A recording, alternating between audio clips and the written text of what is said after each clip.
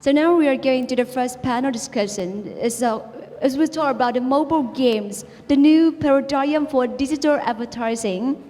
So, session on insights and behavior of mobile gamers in Vietnam and how should brand marketers leverage it. And please welcome on the stage the moderator, Mr. Aditya Amer, Vice President Southeast Asia Pocket. Thank you. And the panelists, please come up to stage, Mr. Stephen Roger-Stoffer, CMO Tân Hiệp Phát Beverage Group.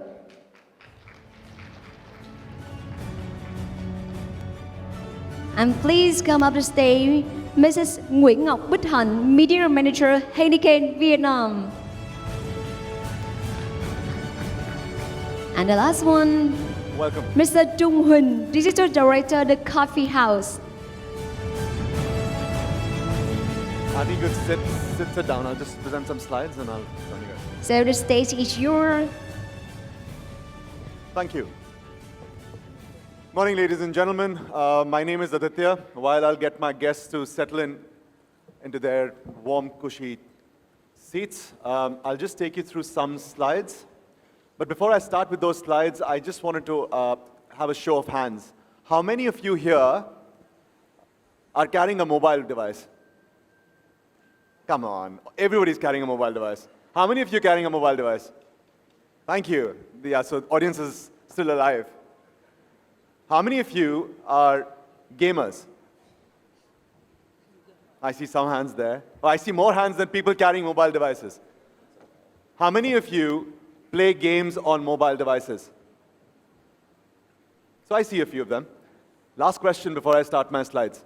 How many of you are sitting next to your bosses? Okay. So I will not embarrass you with stats around how many of you play games during office hours. I promise you that. So the speaker just before me, Melvin, has spoken about how important it is to have gaming as part of your entertainment strategy. Today, gaming has grown to a global audience with a dominance, with 2.4 billion active gamers. We are a connected global audience of 3.7 billion people, out of which 2.4 billion game every single day. There's 43% of smartphone usage and 75 minutes, a staggering 75 minutes of time spent. With 61% of global digital entertainment revenues coming from gaming alone. So you have two speakers who've ratified this, that gaming is important. Gaming has a clear dominance when it comes to entertainment. There are 4 categories within which gaming gets distributed. There are these hardcore gamers who play on PC, personal computing. These are gamers that play games like League of Legends, gamers that were connected 15 years ago, yourself, if you're old enough, your nephews, nieces, or your children, who would go down to these cafes and play. That was PC gamers. Second round of gamers came with console devices. So you had the Nintendo Switch, you had Melvin speaking about it, you have the PS4, you have the Xboxes. The third group are the ones which are on mobile. And mobile casual gamers, or how we abbreviate it as MoCA, is leading the dominance when it comes to time spent and cultural shifts that are happening.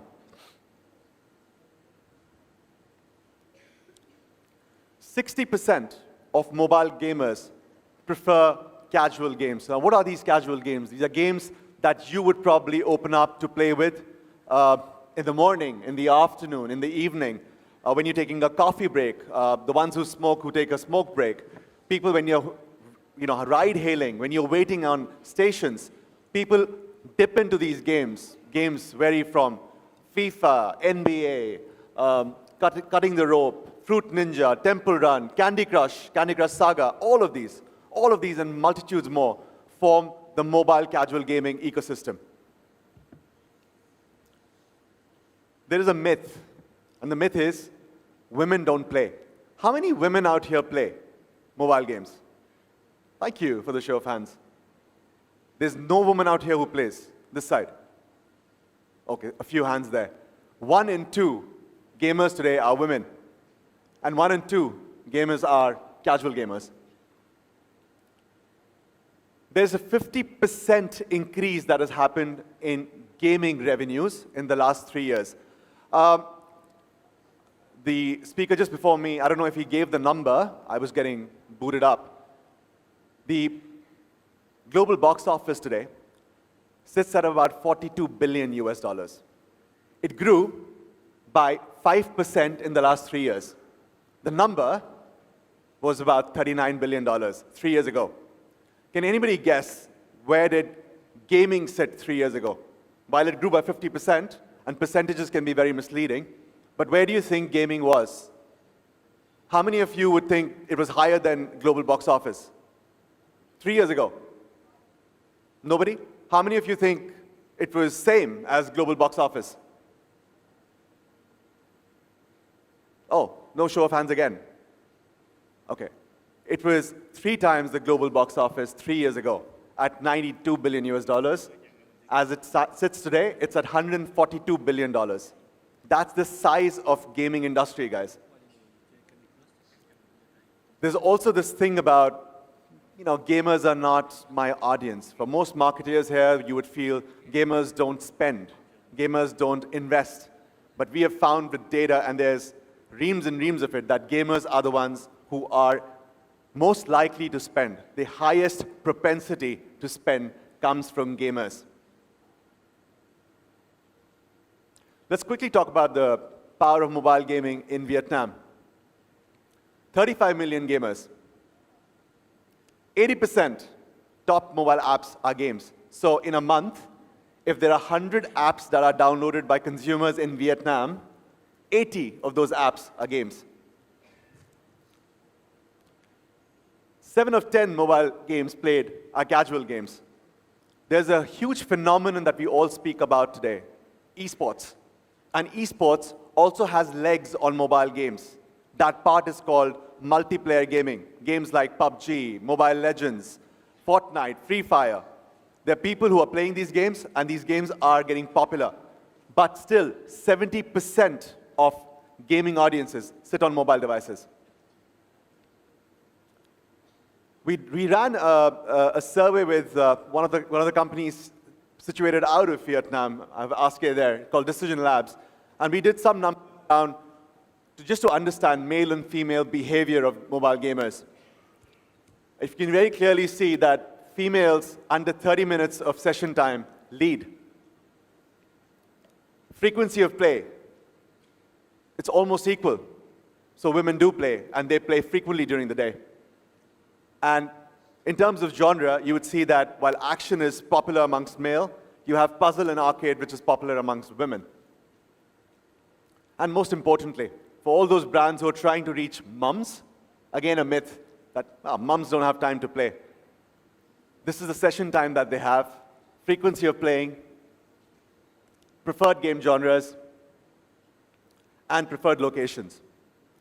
So this was just to set the context, people. Here, before I would now jump into asking questions to these panelists about gaming, and each one of them represent a certain company with CPG, coffee house, with THP Coffee House, and Heineken.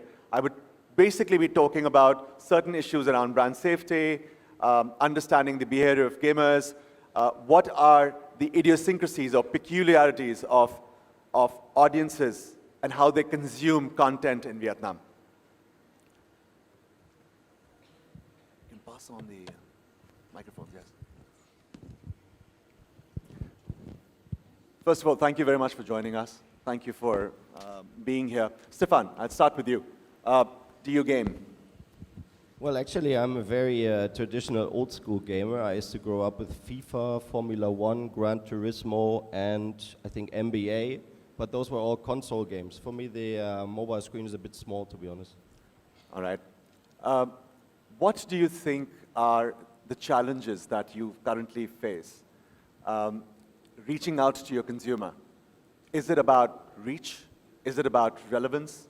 Is it about context?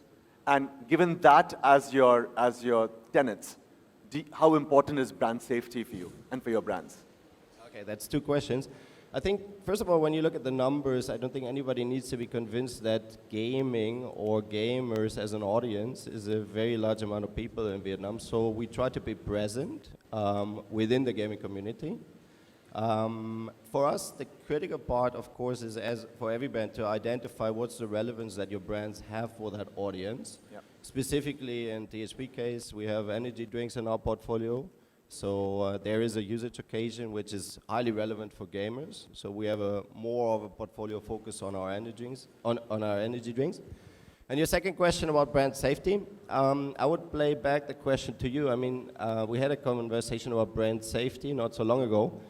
Some people, they were interpreting brand safety as measurability, viewability. How do you make sure that you get the return on investment? Some other people are looking at what's the context of where your brand is being seen. How do you make sure that your message is not being diluted? Which part are you referring to? What do you like me to respond to? I think as a marketer yourself, what would the pecking order be if you were talking about? So you talk about two primary things, which is measurability and relevance. For you as a marketer, what is more important? And do you see any challenge in the gaming environment today that inhibits you from investing? I think the measurability part these days is a takeoff. I think it's about you managing it properly. I think the relevance part is the challenging part, making sure that you appear in the right context, and that's really about the brands making the right choices. How interactive do you go? How much do you let consumers interact with your content versus how much are you sending messages? And I think we're going to have a conversation about that. All right. Han, moving to you. You represent a brand that is a lot more fun, very contentious too. Many people do not actively raise hands if I were to ask, how many of you here drink beer? See, none of them. Oh, I just have 3, 4 hands. You have a vast audience to impress here. They're not drinking beer. But more hands went up when I asked them how many of them game. Are you telling the truth? So are you telling the truth that you didn't raise your hand of drinking beer? I'm just wondering. Try again. Is there anyone drinking beer in this forum? Yeah, it's much beer. All right. Maybe it needed a little more motivation. But what are the challenges that you see in brand safety? And what is your pecking order? Would you also like to define it, as Stefan said, it's basically about measurability, and which kind of has legs on return of investment, versus relevance or context? What for you is more important? I think from Heineken point of view, first of all, Heineken is a beer company, and this category is quite sensitive in Vietnam market right now. And when you see alcohol or beer product combination with game, it creates a bias or stereotype saying that when beer and gaming, you are not a good combination at all. So that's first stereotype that we need to break. But from the brand safety point of view, that's where we need to be very careful in terms of choosing the audience that we would like to reach, because otherwise we don't want to reach to the unsuitable group, for example, under 18, or the people who still go to school or go to university, and then we trigger them drinking beer and playing game during the school time kind of thing, even they over 18 already. So that's the first thing. And also the second thing, kid for sure, it should be out of the picture. That's where we should be very careful in terms of audience choosing and audience segmentation.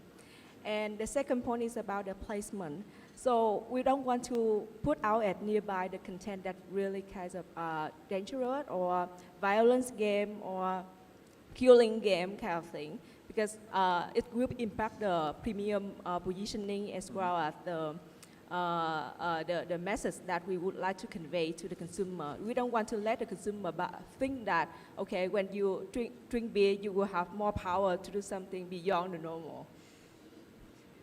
So clearly you don't want them to be irresponsibly having beer and associating with that stereotype or reinforcing the stereotype that is that if you are inebriated, then it would lead to violence. So violent games would be something you would want to stay away from. Chung, for you, coffee house, relatively very new brand, number 2 currently. How do you see gaming, since you also have an app of your own, and you seem to have gamified the execution, how do you see gaming and in the industry sense and the consumption sense as well? Because you are trying to attract consumers going digital. Yes, thank you. For the coffee house, our marketing with game is not about ad display and placement. We try to embrace the game and we try to put to gamify the customer experience with us. So in several occasions we try some mini game in the apps to follow up with our campaigns, and it's a very success. We have a very good retention and engagement of the customer. For example, in that month when we launched the mini game, we have 85% of the active user using our apps is engaged in the game 2 times a week. And also a lot of people really uplift their spending and bring up more friends, and like for example they invite friends to have more chance to play the game. And so we think that gamification, bringing game into your marketing campaigns, is going to be a very good way of, but you have to find a way that this game must be like really integrate into the content and the idea that you are trying to bring according to your campaigns. To you, Stefan, what do you think are certain idiosyncrasies or certain peculiarities of the consumptive behavior, both of ones you see as gamers and ones in general? Okay, that's a very broad question. I think one of the things that we're currently doing is we're trying to segment the gaming audience. So for me, there's 2 marketing challenges. One is the gaming occasion itself, and one is the gaming audience, because you can reach the gamers outside of the games. There's other platforms where they share their content, and we all know that there's lots of gaming content out there.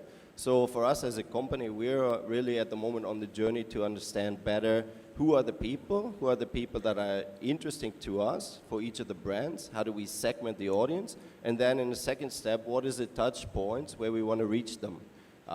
Do we want to send our messages out to them on general platforms using gamification, for instance? Do we want to bring our products into the context of the gaming occasion itself? Or do we want to use different media to actually then just run advertising in the gaming context? So that for us is the first step, and that I think is the consideration that as a marketer I would have, especially then trying to define what is the relevance for my brand within the audience and within the occasion. But do you see it being a far more socially driven attribute here in Vietnam? And if you have a point of view there? Yeah, I think one of the things that's quite unique in Vietnam is that gaming is quite social. When we look at the numbers, we see that a lot of the mobile gamers are playing with others, together with others. So it's usually multiplayer driven. And even when I go around and I observe people's behaviors, for instance, lunchtime in our factory, when I come out, there's 10 people sitting around the table playing battle games together as a group. So that of course poses unique challenges for a marketing company, because I think you want to tap into that occasion in a adequate way. We see that it fits quite well with our advertising approach. We don't like to talk to the lonely hero. We like to talk to groups. We like to see people interact in the communication. So we're finding creative ways to do that within the gaming audience as well. To you, do you from as a marketer, not just about a contentious brand, but a marketer per se, do you see any peculiarities in terms of what does a Vietnamese consumer like? And like if you were to give a bit of a nugget of marketing wisdom to people here, what do you think are like 2 or 3 things that Vietnamese like? Do you think they're opinionated? Do you think, what comes to your mind? I think I just want to talk from the point of view of advertiser, because now every advertiser would like to expose your ad to the consumer in the most effective way. So in order to do that, we try a lot of general touch point, but the point is that now consumer is bombarded by quite a lot of messages every day, and they gradually lose their focus when they see the ad online in any platform. So where I see that one of the things that we look at the game category in terms of advertising is that the focus. So if we give we expose the ad to the consumer by giving the video reward for them. So watching the video to reward them something, they would be much more focused, and they have the opt-in choice to choose to take it or leave it, and then they have more comfortable and more willingness to look at the ad and also to consume the ad much better. And secondly, they love the experiment. So nowadays, everything we would like to talk to consumer, it should be two-way conversation. If something that you just force them to see or ask them to do on the behalf of yourself, they will reject it at all, or they just ignore it. So how to trigger the two-way conversation? It can be via social, or either it can be via a game, by creating something interactive that trigger the participant of consumer. So that's one of the interesting things that I see, that on the game category is something trigger two-way conversation, and also two-way interaction, also from publisher and from entertainer, from the gamer. So that's where we can create the experiment and make it really outstanding for our brand. And that's also come with the point that Stefan shared with me this morning, that Heineken is famous with UCL, we sponsor UCL, but outside of that association in his mind, there's nothing else. That where I think that we can step up in terms of creating some interaction during the game by create that kind of gamify the UCL content and engage more with the consumer. So that's where that's what the point of view from advertiser, to look at the advertising on the game category. Chung, for you, the question would be around, since you use your hard locations to drive audiences in, you know, giving free Wi-Fi is one way to kind of entice people to come in. You make it very homely for them. Do you see a lot of consumption of games happening within your, because coffee sits very, very, very closely with gamers, as does consuming beverages that can give them some kind of energy. But caffeine clearly sits in that domain. Do you see, is there any observation around that? Yes, we have some observation about our consumer during in-store. So yes, we do have some hardcore gamer. They really bring their whole gear of like the wheels and the headset, everything. And it's a few percent of it. But the majority, we see people go in the coffee shop, and they play game while they're waiting for their friends. Or sometimes when they just sit along and lose their drinks, they play in game and a second screen. So definitely, getting the attention for the consumer while they are sitting in store playing the game is one thing is very important to us. So does it help to sell better?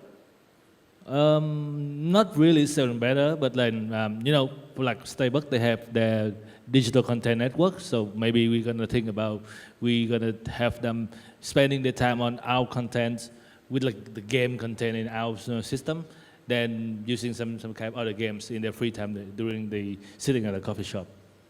Stefan, for you, sorry, I'm going in that order. I'm making you pass the microphone.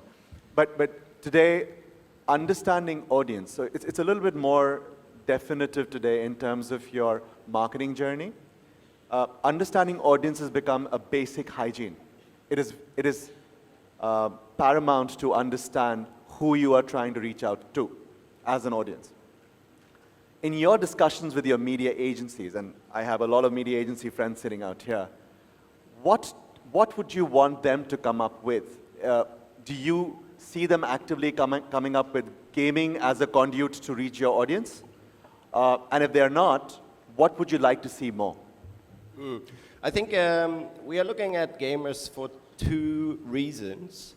One is the sheer size of the audience. We need to make sure that we are where the people spend their time, and gaming is a large part of entertainment. We've heard that a few times today. So we want to be where our audience is. So I want to know where the large part of the gamers are and who they are. As you said, that is expected from the media agencies. The second thing is, how do you drive relevance for your brands in the occasion? And that for me is the more challenging part, because that's where you need to go much deeper and where you need to analyze, how do you get involved with them? To be honest with you, that for every brand will look very differently. For us, as I said, the point of consumption is very close to gaming. I guess for coffee it's the same. Therefore, we see a high relevance in that gaming moment, but we also try to address them with our messages about energy, about alertness. I think it's a journey. Han, for you, how important is understanding the audience that you're trying to reach out to? Given the fact that you would definitely have stated you would not want to go to, say, kids. But also, how do you think understanding your audience helps you to target moments? Is moment targeting something that you look at? How important is it for you in your brand journey? So from Heineken, we now try to stay away from mass advertising, because we believe that if we try to reach the same message to everyone, to this, let's say the one-size-fits-all message, it doesn't work any longer. Mm-hmm. So we try to understand among all the people sitting here who are our drinkers. Mm-hmm. And based on learning your also game activity and gaming behavior, we can see that from what the moment in day really matter to you for drinking beer. For example, you can play game in the noon time, or either play game at around 4 to 5 p.m. So people playing game at the noon time, we should never target them, because that's not the moment for drinking beer at all. So we rather tap on the moment that for around 4 to 5 p.m. when you plan for a night out, for a drink out with your friend, and then we can offer you a voucher and trigger you to the outlet nearby to have a Heineken with your friend. So where I see that it's quite critical for us to planning based on the moment that matter for drinking beer, and also really critical to have the occasion.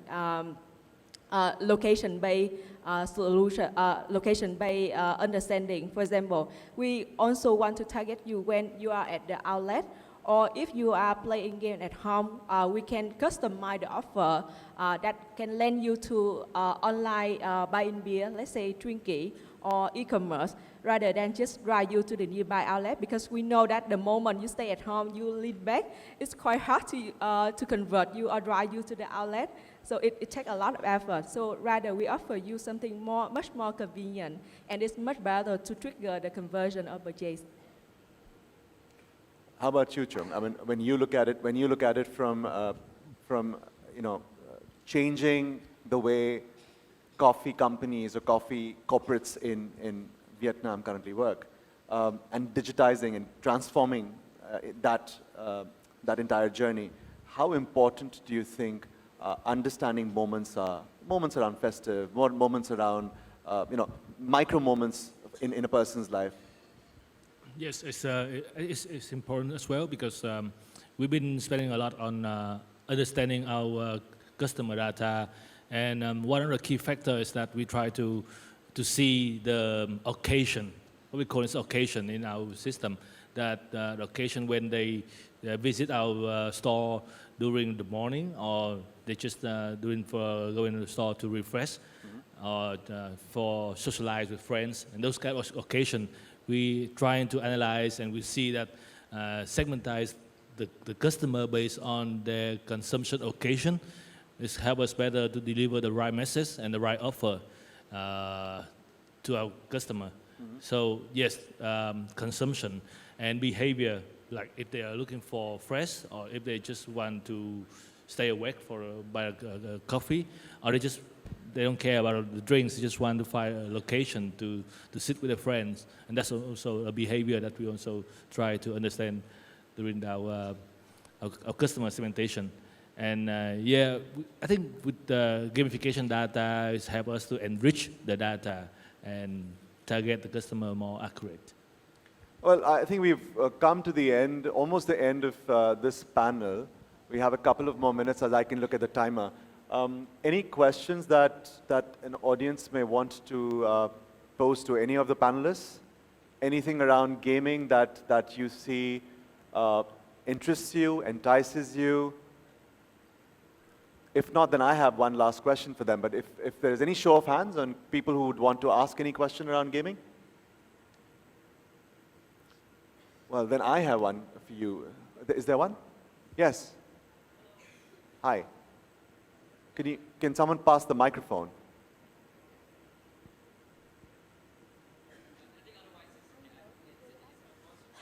Yeah, you are. Who's the question to, sir?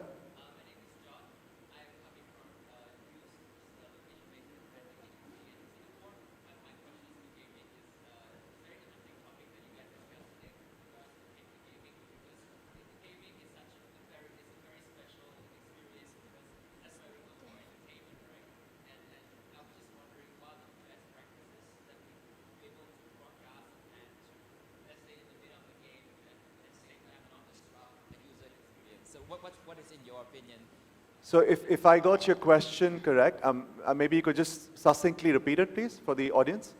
Yeah, sure. One more time. Sorry, my voice is a bit harsh today. I don't know why, but yeah. So I'm just wondering, because gaming experience is a very delicate experience for gamers, right? Because you've seen people smashing keyboards over games before, and being angry at not being able to complete a challenge, for example. And how do we design ads, or how should we think of advertising in gaming? Is there any difference from like the way we are doing advertising right now, like in Facebook or Google? And how should we like critically and thoughtfully think about advertising in gaming so that you don't want to disrupt the user experience? So maybe in your experience, you could share some best practices for everybody. Yeah. So, just Stefan, do you want to take the first go at it? I could answer that. I think Aditya is the best one to answer that, but let me give you my thought on it. I'm not actually thinking about the game itself only. I'm also thinking about all the other content that the consumers are using there. There's a lot of reviews. There's cheats. There is the gamers sharing their games, people watching, people playing games. So there's a lot of other content out there. I'm not, as an advertiser, I'm not primarily thinking about how to bring my product into the game. Having said that, I think Aditya is probably the expert to answer that question, but I'm thinking about all the other touch points around that ecosystem, and I agree with you. I wouldn't want the gamer to be interfered with the experience. I think it should be enhancing it. I think there should be added value for the gamer, and I think it should be a fun moment or a fun interaction. So in 30 seconds, yeah, because my time's over. Gaming definitely does not have any intrusive ads, right? Gamers, especially when you are playing in the gaming ecosystem, the rewarded videos are very, very popular today. Those are the only other way a game publisher can make money.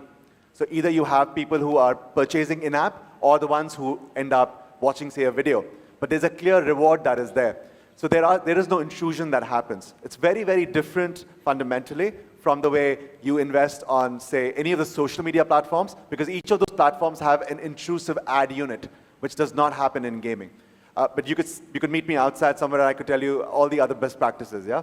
Thank you so much for your time here, Stefan and Chung. I hope that people here did listen to the nuggets of information that you had, and hopefully we would see more people participating in gaming. Yeah. Thank you.